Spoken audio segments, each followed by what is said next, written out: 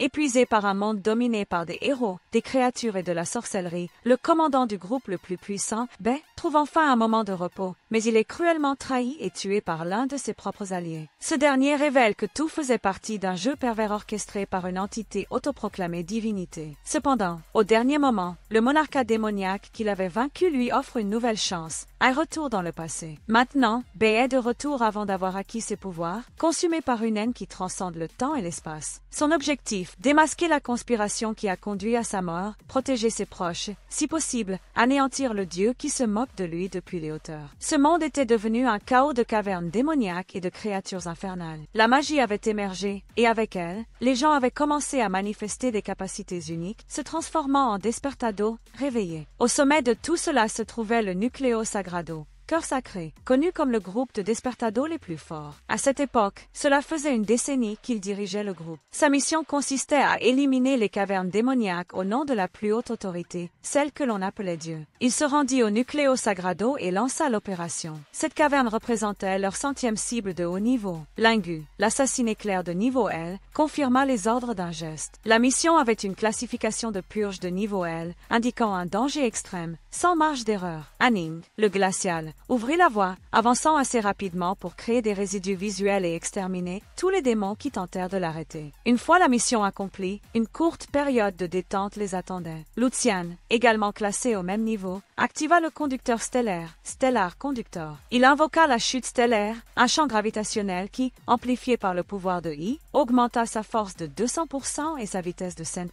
La gravité environnante atteignit 100 fois la normale. Il brilla comme une étoile en explosion lorsqu'il se lança contre le monarque démoniaque et planta sa lame en lui. Il resta immobile, calme, irradiant une lumière dorée, permettant à la détonation de s'étendre. C'était le pouvoir du paquet nucléaire des saints de niveau L. Le système confirma l'élimination du monarque démoniaque Belphegor. Enchanging murmura que cela avait été trop rapide et avait ruiné le plaisir, tandis que Lingu, de manière désinvolte, promit de trouver plus de cavernes démoniaques pour qu'il puisse s'amuser la prochaine fois. Lucian ajouta: quelqu'un affirma que la mission était de haut niveau et nécessitait tout l'escadron, sans exception. Il suggéra que cela avait peut-être été trop facile et convint les autres en mentionnant que les données désignaient Belphegor comme une variante spéciale avec 5 éléments et un talent caché. Ce fut alors que Lingui ramena à nouveau le sujet des vacances et demanda s'il paierait le dîner pour tout le monde ou prévoyait quelque chose de plus privé, juste pour eux deux. Il se racla la gorge et choisit le plan habituel, une rencontre de groupe à son endroit préféré dans la capitale sacrée. Elle se plaignit d'une autre embuscade ratée, tandis que Aning commenta qu'il ne savait clairement pas gérer les femmes. Puis, quelque chose éveilla Bai. Quelqu'un manquait. Il demanda si cet individu ne s'était jamais joint à eux. Lucian souligna qu'il n'avait même pas participé au combat contre Belphegor. Bae décida de s'occuper du nettoyage. Nangui commenta qu'il restait toujours en arrière et silencieusement acquiesça, tandis que Ranning plaisanta en disant que se détendre était son style de vie. C'est alors que le sujet entra, claqua des doigts et annonça que la véritable opération de purge avait commencé. Il fit tourner son doigt dans les airs et quelque chose frappa l'arrière de la tête de Rangel, avec Ling traversant par devant. Bae se figea. Lingui se pétrifia de stupeur. Lucian resta immobile. Tous crièrent pour leurs camarades. L'individu déclara calmement que c'était sa véritable mission, ordonnée par Dieu depuis le début. Bae tenta bouger et réalisa qu'il ne pouvait pas. Le sujet expliqua que les petits déjeuners du dernier mois avaient été empoisonnés avec une poudre paralysante. Le sol s'ouvrit et d'énormes vrilles surgirent. Il activa son pouvoir divin, les vrilles interdites de la fleur. Il expliqua qu'éliminer les plus forts nécessitait une préparation totale. Bae hurla, demandant s'il avait perdu la raison. Lingui exigea des réponses, mais le sujet appela cela un décret de Dieu, une opération de purge de classe L, qui signifiait essentiellement les exterminer. Bae appela Lingui et Lucian alors qu'ils étaient écrasés par les vrilles. Deux d'entre elles transpercèrent leur dos, les faisant trembler de choc et de rage. Il réalisa le moment où Ling mourut. Toute son équipe avait été exterminée. Il exigea des explications. Il voulut savoir quel dieu avait donné cet ordre et avec quelle autorité. Le sujet appela Bae vieil ami et dit qu'il était encore naïf. Il bougea si rapidement qu'il laissa seulement une traînée floue, enfonçant sa main directement dans la poitrine de Bahir. Il dit que Dieu n'avait même pas besoin de raison pour tuer.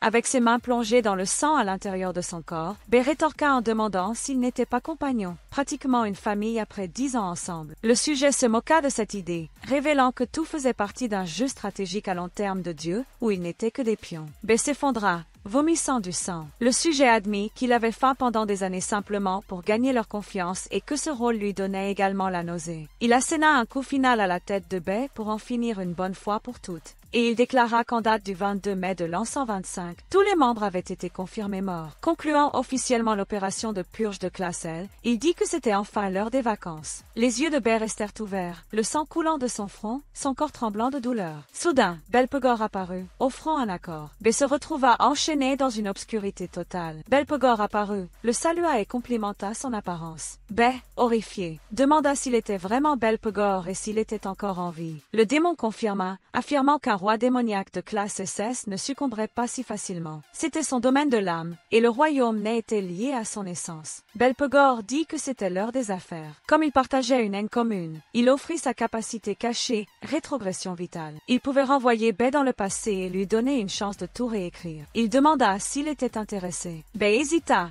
mais il se souvint de Ling. La douleur le submergea. L'image de Hanning surgit, suivie de colère. Lucian apparut également dans son esprit, accompagné des souvenirs de l'équipe unie. La fureur explosa. Il déclara qu'il le tuerait et détruirait les dieux qui régnaient de là-haut. Belphegor sourit, satisfait, disant que c'était exactement la réponse qu'il attendait. Comme cadeau de bienvenue, il offrit un bonus. Bae demanda pourquoi il avait été choisi et quel serait le prix. Belphegor se contenta de rire. Soudain, la voix de l'enseignante Huan résonna, appelant Bae à plusieurs reprises et lui demandant de se réveiller. Elle lui dit de se lever, car ils étaient en l'an 2105, dans la division secondaire de l'Académie des réveillés de l'État J, protectorat de la nation sacrée. Bae réalisa qu'il avait vraiment voyagé dans le temps, regarda ses petites mains et demanda si c'était avant son éveil. L'enseignante Huan commenta que somnoler pendant les cours réguliers n'avait pas d'importance, mais si Bae osait dormir avant la cérémonie d'éveil, il pourrait finir au fond de la classe. Il se figea instantanément en réalisant qu'elle était là pour un moment. Il croyait sincèrement être revenu à l'époque du collège. Il s'avéra qu'il avait véritablement renouvelé son existence et commença à considérer la capacité de Belphegor comme valide. Rien ne semblait réel. Tout sentait différent, surtout parce qu'il n'avait pas vu ses camarades depuis près de 20 ans. L'enseignante Wang mit fin au moment et ordonna de continuer avec la leçon. Tous reprirent leur concentration. Dans ce monde, les éléments principaux se résumaient à 5. Foudre, fleurs, nuages, nucléaire et stellaire. Et chaque personne ne se connectait qu'à l'un d'eux. Elle invoqua son élément dans sa main pour maintenir l'attention. En démonstration, elle montra son propre élément, affirmant avoir une rare affinité avec le nuage. Selon la manière dont un élément se lia au corps, ils étaient regroupés en 3 types, combat, support et spécial. La combinaison de cela avec les 5 éléments donnait une grande variété de professions. La guilde d'élite de l'école était composée d'un mage stellaire, d'un guerrier du nuage, d'un blindé nucléaire et d'un assassin de la foudre. Elle pensait qu'ils avaient déjà compris que ces prodiges avaient toujours été exceptionnellement talentueux, recevant des éloges bien avant de pouvoir écrire correctement durant leur enfance. Mais ce jour-là marquait le véritable tournant, car le monde connaissait près d'une centaine de professions éveillées. Elles étaient classées de bas en haut en poussière, argent, abîme et céleste. Personne n'avait une seconde chance lors de son premier éveil, et cet après-midi déciderait de tout. Ce serait l'instant de sceller leur destin. Peu après, Bae se retourna, submergé par une vague de déjà-vu. Cet endroit était là où tout avait commencé pour lui. Puis, il aperçut 4 olosses étendus au sol à ses côtés. Onkeng claqua la langue et commenta à quel point c'était pathétique de dépendre d'un éveil artificiel. Comme un novice sans défense encore sur le chemin, agissant avec arrogance simplement parce qu'il était sur le point de s'éveiller. Onken Sheng était un assassin stellaire aux attributs mystérieux et à l'attitude méprisante. Il ne faisait aucun doute qu'un éveillé de qualité rare rouge ne perdait pas de temps avec des insectes. Bae le reconnut comme le tyran typique de l'école, même dans sa vie passée. Le gars cherchait des bagarres comme s'il avait un objectif à accomplir, comme s'il avait été façonné à partir des mêmes gènes que les protagonistes de vieux films d'action, toujours prêt à causer des ennuis. Puis, l'enseignante Ruan intervint, disant à Onken Sheng d'arrêter ça. C'était une école, pas une impasse, mais il l'ignora comme si elle n'existait presque pas. Il jeta le blâme sur 4 olosses pour avoir gêné et exigea même un thé comme compensation pour sa classe, agissant comme si demander ce genre de choses était normal. Il baissa la voix et lança une provocation arrogante, demandant si elle essayait de jouer les héroïnes et mentionna que si elle n'était pas un peu attirante, elle aurait perdu son emploi depuis longtemps. L'enseignante Wang vérifia auprès de de Katrolos s'il allait bien, tandis que Hong Kang laissa échapper un rire moqueur et dit à sa bande de partir pour l'instant. Ce fut à ce moment-là qu'il remarqua Bai debout sur son chemin, sans reculer devant son regard. Un Sheng n'apprécia pas du tout et demanda ce qu'il fixait. Il ordonna qu'il s'écarte et dit qu'il reviendrait plus tard pour traquer les faibles. Puis, Katrolos s'excusa auprès de l'enseignante Wang et assuma la responsabilité, mais elle répondit que ce n'était pas de sa faute. Bai garda en tête qu'elle feignait toujours d'être dure, mais au fond, elle le soutenait plus souvent qu'il ne pouvait compter. Après son éveil, un autre professeur appela Wang, disant que c'était au tour de sa classe d'utiliser la chambre d'éveil. Elle rappela à tous de rester calmes à l'intérieur, car le contre-coup pourrait blesser. Bai révisa ce qu'il savait. Il y avait deux voies pour l'éveil dans ce monde. La première était l'éveil naturel, qui survenait chez des personnes ayant un corps fort et un potentiel rare, généralement déclenché par une surcharge émotionnelle extrême. La seconde était via l'utilisation de la chambre d'éveil, une merveille technologique créée par certaines des esprits les plus brillants. À l'intérieur, le corps et l'esprit étaient soumis à une surcharge émotionnelle simulée pour activer le potentiel. Un étudiant sortit de la chambre et reçut la nouvelle qu'il était devenu un mystique scolaire avec un statut argent de niveau bleu. Et l'enseignante Wang lui dit de se reposer, car il était probablement épuisé. Pendant ce temps, Bai réfléchissait. Un seul éveil signifiait tout. C'était le seul bouton de réinitialisation de la vie. Puis, l'enseignante Wang l'appela, disant que c'était son tour. Elle l'avertit de se concentrer et précisa qu'il n'y aurait pas de sieste comme il en faisait pendant les cours. Elle demanda s'il avait compris. Il hocha fermement la tête. Il se souvenait qu'en sa vie passée, son éveil lui avait donné la classe de guerrier nucléaire de niveau poussière. Et ce titre l'avait poursuivi comme une malédiction. Ce n'est qu'après avoir atteint le rang est-ce qu'il avait finalement débloqué quelque chose de rare. Il pensait toujours posséder l'élément nucléaire. Maintenant, la grande question était quelle profession serait activée. Ses nerfs étaient tendus, son cœur battait trop fort. Puis, le système échoua, détectant une erreur dans l'éveil. 5 éléments. Il essaya de comprendre ce que signifiait cette chaleur croissante dans son corps. Le système rapporta alors l'activation du système d'éveil infini. Le système informa Bai, expliquant qu'étant donné qu'il possédait 5 types d'éléments dans son corps, il pourrait choisir n'importe quelle classe liée à eux comme classe initiale. Plus tard, lorsque l'un de ces éléments accumulerait suffisamment d'énergie, il aurait la chance de débloquer une nouvelle classe aléatoire liée à cet élément ou d'évoluer celle qui existait déjà. Il vérifia ce que signifiait cette accumulation élémentale et se demanda si cela voulait dire qu'il ne serait jamais limité à une seule classe dès le début, peut-être même pouvant accumuler encore plus de nouvelles classes dans le futur. Il pourrait accéder au rang poussière, lumière, abîme et céleste, tous les niveaux de qualité, y compris les rares qualités spéciales. Le système confirma, mais avec une condition. Seule la première classe serait choisie par lui. Les autres seraient distribués aléatoirement. Cela lui rappela l'offre de Belphegor. Il s'avéra que cette impulsion était exactement cela,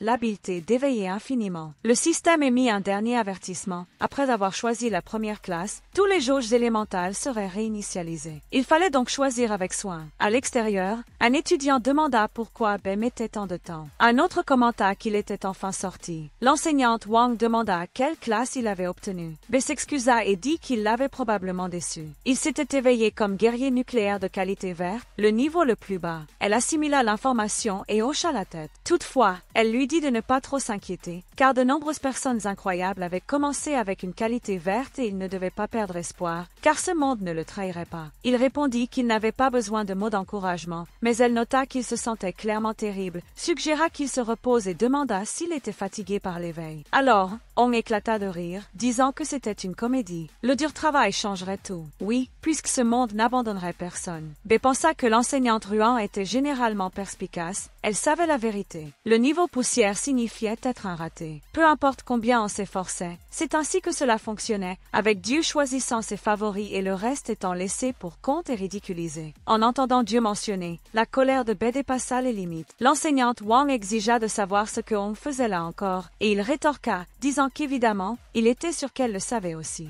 Il dit que le rang poussière n'obtiendrait désormais que des places au fond de la classe. Il les défia d'expliquer pourquoi cela serait surprenant. Il rejeta la faute sur le système lui-même, où quiconque sans pouvoir, influence ou potentiel était automatiquement écarté. Les forts obtenaient des privilèges et continuaient à monter. Et dès l'instant où un rang poussière s'éveillait, il restait coincé en bas, servant les autres. Il pressa l'enseignante Wang sur ce qu'elle comptait faire avec ses discours sur le changement de destin, insinuant qu'un rang poussière ne pourrait jamais être appelé un génie, et lui demanda si elle croyait vraiment à ses propres paroles. Il déclara froidement que le destin d'une personne était tracé à la naissance et que l'Académie des éveillés n'était qu'un reflet de cela. Il la provoqua à nouveau, la défiant de nier, et ajouta même qu'elle n'était elle-même qu'un rang-lumière. Par conséquent, son avenir était condamné à être une simple employée dans une école. Quant au rang-poussière, il affirma que le mieux serait qu'il rentre chez eux tôt et arrête de gaspiller l'argent du gouvernement. Soudain, B saisit le verre par le fond, l'écrasa avec force, et le liquide jaillit, retombant sur son propre visage. Hong Kang fut touché de plein fouet, se trempant des cheveux jusqu'au col.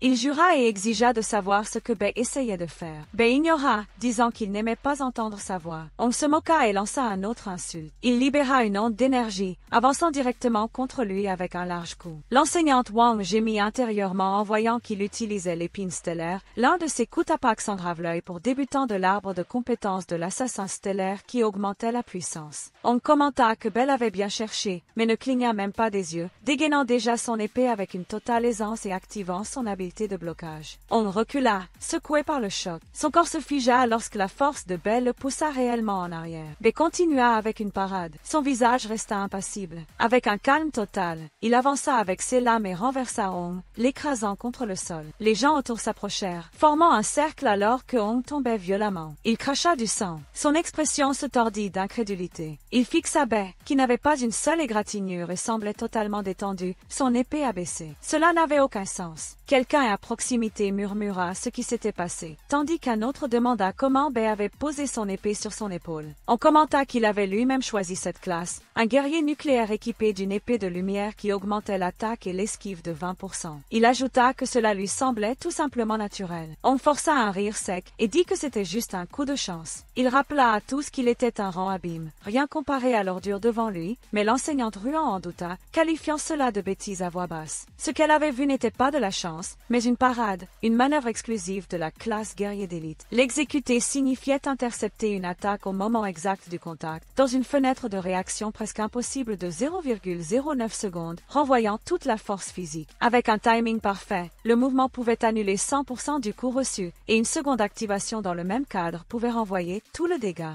Le propre maître de Wang s'était entraîné pendant 10 ans et n'avait jamais réussi à l'exécuter complètement. Elle ne pouvait pas comprendre comment quelqu'un qui venait tout juste de s'éveiller, sans aucune expérience, avait pu le faire naturellement. Pendant ce temps, on grognait et le défiait. Il dégaina une baïonnette avec un bonus de 30% de puissance, à sa vitesse maximale, promit d'écraser B contre le sol et de le faire ramper devant la foule. B savait très bien pourquoi il avait choisi cette classe, bien qu'elle semble pathétique sur le papier. Tous autour évaluaient des vies et des destins dès la naissance. Et tous marchaient droit vers une erreur si grande qu'ils ne la réaliseraient que des années plus tard. Un des étudiants regarda de côté, méfiant, pensant que la bagarre allait éclater. Un autre rappela à voix basse qu'utiliser des pouvoirs éveillés dans des disputes personnelles était contre les règles de l'école. Un autre souligna l'évidence. Beaucoup de gens regardaient. Un troisième rappela que le père de Hong avait du poids politique et que son oncle dirigeait l'école. Pendant ce temps, le passé de B était un vide complet, sans aucune fluidité. L'étudiant aux lunettes commenta que si B tombait dans la provocation, il ferait ses valises. Puis, il se tourna vers l'enseignante Wang pour savoir quoi faire. Elle fronça les sourcils et dit que tous avaient éveillé le même jour et qu'ils pourraient être coéquipiers dans le futur. S'emporter maintenant serait de la pure stupidité. Mais Hong se moqua, demandant si elle plaisantait et si elle voulait vraiment qu'il laisse cette ordure parler en public. Il cracha que même si B s'agenouillait là, à cet instant, rien ne changerait parce qu'il était sur le point de montrer la différence entre quelqu'un de choisi et quelqu'un rampant au fond. Cette différence n'était pas seulement grande, il n'y avait même pas de pont. L'enseignante Wang ne put répliquer, car il avait raison. La racine de cette disparité venait du bonus d'attribut. Les types de rang poussière gagnaient seulement 100% d'augmentation, ce qui ne signifiait rien. Le rang lumière atteignait 150%. Le rang abîme tirait 200% dès le début, avec le double d'attribut d'un rang poussière. Il n'y avait aucun moyen de combler cet écart. L'étudiant aux lunettes perdit espoir, pensant que le jeu était déjà perdu. B était désavantagé, tant en pouvoir qu'en connexion. Il ne comprenait pas pourquoi quelqu'un d'aussi faible provoquerait le plus fort. Des ordures comme ça irritaient tout le monde, mais dans un moment pareil, survivre signifiait apprendre à éviter. Pourtant, parfois, l'ordure bloquait le chemin et la seule sortie était d'avaler son orgueil et de baisser la tête. Essayer d'avancer ne faisait qu'entraîner plus de honte. Juste au milieu de cela, Hong activa Fureur,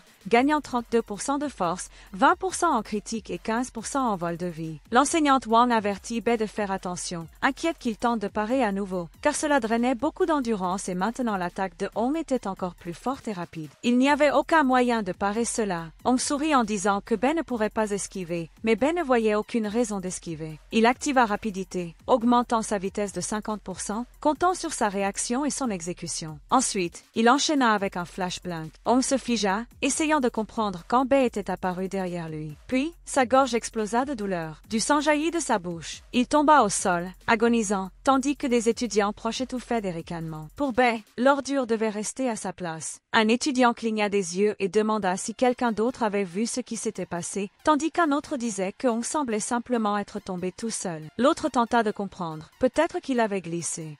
L'étudiant aux lunettes plissa les yeux, essayant de donner un sens à la chute. L'enseignante Wang admit qu'elle n'avait rien vu non plus. Shin, président de la classe, resta silencieux en revoyant la scène dans son esprit. Il conclut qu'au moment où Wang avait avancé, B avait utilisé rapidité à nouveau sans hésiter. Ce qui suivit devait être flash blank, sa vision améliorée, mais elle n'avait aucune idée de ce qu'il avait fait à ce moment-là. Elle savait seulement qu'il avait tout résolu avec un seul mouvement propre. Il ne maîtrisait pas seulement les compétences de base du guerrier, mais les enchaînait également en combat réel comme si c'était automatique, tout en réussissant à ne pas violer les règles de l'école. Un étudiant murmura sans comprendre pourquoi on semblait étrange, tandis qu'un autre se moqua en disant que l'adversaire n'avait même pas bougé, ce qui rendait tout cela sans intérêt. L'élève restait intrigué par Bei. Pendant ce temps, le système informa Bei d'un bonus d'expérience. Comme prévu, le combat réel fournissait de l'expérience professionnelle, et vaincre un adversaire avec un type élémental donnait aussi des points élémentaux. Mais 50 points semblaient insultants de faiblesse, donc il devrait bientôt plonger dans un labyrinthe. Soudain, Hong explosa, disant que Ben n'irait nulle part, saisit sa baïonnette, mais Hong Yang intervint et ordonna qu'il la lâche. En tant que directeur de la succursale du collège de l'Académie des éveillés, il ironisa, demandant si on ne s'était pas suffisamment humilié pour la journée. On l'appela oncle, et Ben comprit qui il était. Hong Yang annonça que tous devaient déjà être épuisés par le réveil. Ils devraient donc arrêter de regarder et se disperser. Et comme c'était le week-end,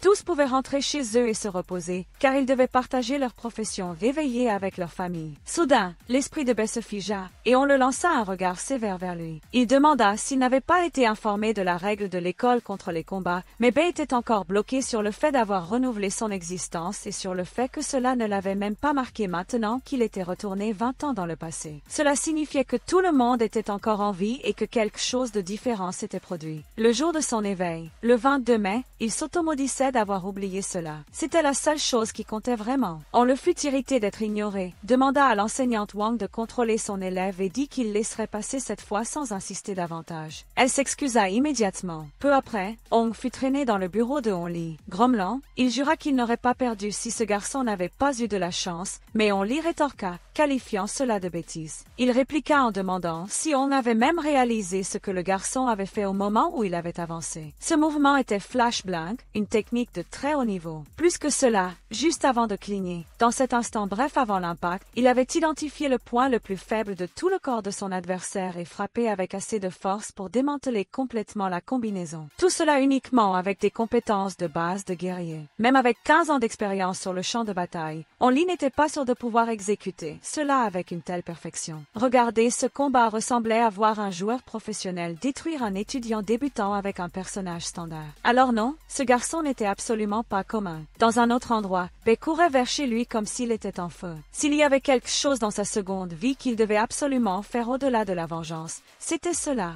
Il s'arrêta brusquement devant l'appartement, les poumons en feu, et son esprit le ramena au sang sur le sol et à sa mère effondrée, immobile. L'image de l'assassin brûlait encore dans sa mémoire. À cette époque, il était resté figé d'horreur. Maintenant, il haletait simplement au pied de l'immeuble. Il savait que c'était la seule chose qu'il devait empêcher, même si cela lui coûtait la vie. Le 22 mai, à 18h07, Bei Sheng était affalé sur le canapé en train de regarder la télévision dans le salon. Il éclata de rire, disant que c'était absolument hilarant. Pendant ce temps, Ruin continuait à laver la vaisselle à l'évier. Bei arriva à ce moment-là. Neng le salua, disant qu'il était enfin rentré, puisqu'il avait fini les cours plus tôt ce jour-là. Bei aperçut Ruin à travers la fenêtre en verre de la cuisine. Il lutta pour retenir ses larmes. En regardant son visage marqué par la nostalgie, il retint une seule pensée. Il était soulagé qu'elle soit encore en vie. Lorsqu'il s'approcha, elle leva les mains et utilisa la langue des signes pour lui parler. Elle dit qu'elle avait préparé ses nouilles aigres et épicées préférées. Il mordit sa lèvre en réponse s'est dit qu'en réalité, il voulait du poisson en conserve ce jour-là. Elle répondit avec un bout de papier, disant que peut-être demain, puisque les nouilles étaient déjà sur le feu. Mais il insista, disant qu'il devrait y aller maintenant parce qu'il en avait vraiment envie. Elle rétorqua qu'il était impossible. Il dit qu'il irait avec elle de toute façon, mais Lina intervint, disant qu'elle pouvait y aller seule. Puis, il se tourna vers Bay et demanda quel était son problème, soulignant qu'il était rentré et n'avait même pas salué son père. Il ajouta encore si ce jour ne devait pas être celui de sa cérémonie d'éveil et l'encouragea à partager les bonnes nouvelles. Il prit une bouteille de bière sur le comptoir et raconta qu'il était un guerrier électrique de classe C, niveau 26, avec un bonus d'attribut de 400%.